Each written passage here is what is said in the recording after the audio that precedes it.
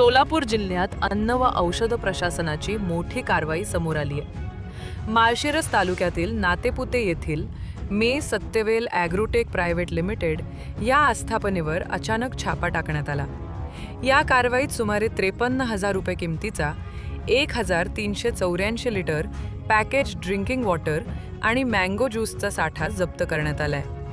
तपासणी दरम्यान अन्न सुरक्षा अधिकाऱ्यांनी पॅकेज ड्रिंकिंग वॉटर आणि मँगो ज्यूसचे नमुने तपासणीसाठी घेतले।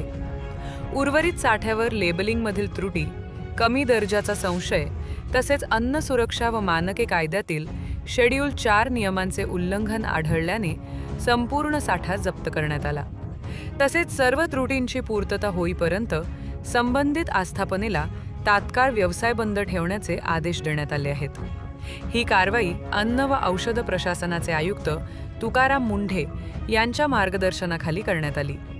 सहाय्यक आयुक्त साहेबराव देसाई, अन्न सुरक्षा अधिकारी मंगेश लवटे आणि सहकारी अन्न सुरक्षा अधिकारी रमाकांत पाटील यांच्या पथकाने ही मोहीम यशस्वीरित्या पार पाडली। जप्त केलेल्या नमुन्यांचा प्रयोगशाळा अहवाल आल्यानंतर पुढील कारवाई करण्यात येणार आहे।